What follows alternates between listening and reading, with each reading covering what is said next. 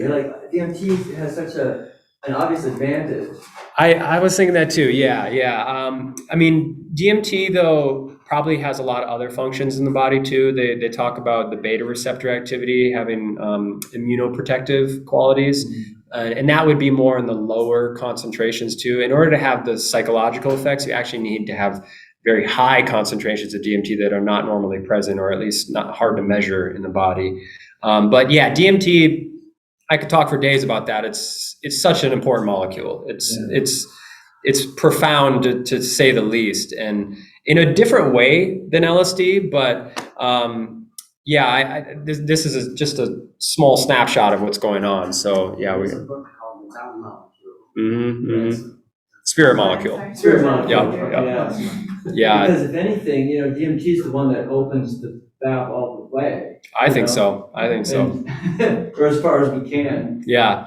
I someday I'm going to do a talk about comparing DMT and LSD particularly, because I think LSD is got a very, in a way, kind of opposite action of DMT, and not in the sense of it being they're both psychedelics, but to me, LSD is more of this like expanding of who you could be, like the potential of it almost really grows the ego, augments the ego, whereas DMT I find blasts through the ego.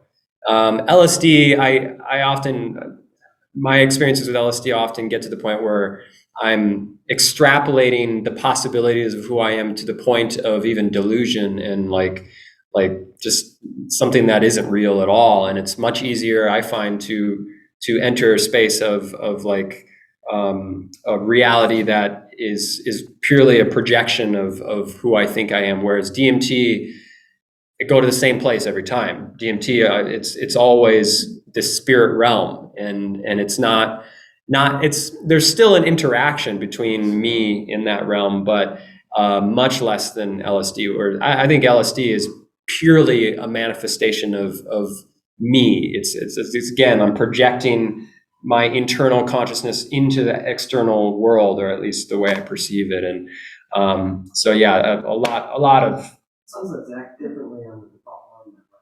I think so. Yeah, DMT. It's just one. If you affect the default network, you affect the default network. It sounds like you're describing different. Yeah. There's a purely biological theory that would explain why LSD would actually branch out the dendrites more than DMT. It's kind of a matter of time, because on LSD it's 12.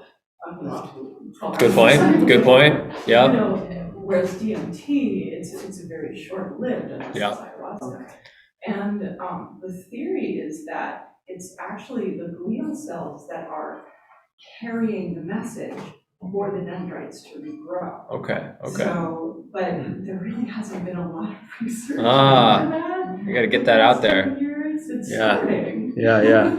But Good point. That it's like a whole brain state that some people say that glial cells in the white matter is actually responsible for.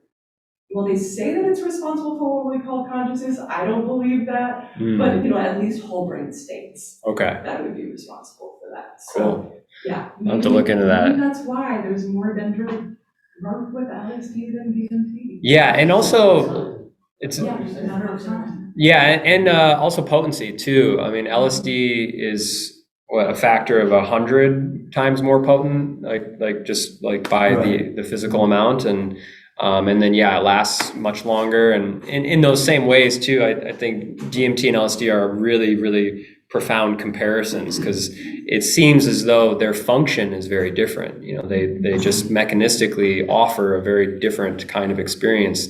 DMT, you'll see once pharmaceutical companies get their hands on it, they're just going to go nuts with it, because DMT is so malleable. You can combine it with things and get entirely different results, and the pharmacodynamics of how much how the concentration is changing, the curve of how much is in your body, and then how it's being broken down, and then how quickly your ego is trying to adapt. You can have that's where the variability with DMT comes from. But if you take DMT in the exact same way, you're gonna have the same experience. Whereas LSD, your experience is almost entirely dependent on your set and setting. So yeah, really profound stuff. I would love to get deeper into those conversations at some point, because I think it's also, from a harm reduction perspective, it's so underappreciated and misunderstood what these drugs are doing to us. And people, DMT now it's hit the recreational scene hard. It's everywhere now, and because it's so easy to make, you can put it in so many different things, and put it in a vape pen, you can smoke it, you can take it in so many different ways. And I think it's so important now. We've got to get this information out there, because kids getting a hold of this stuff, I think high likelihood of screwing up their lives. Very, very, very serious stuff. Yeah.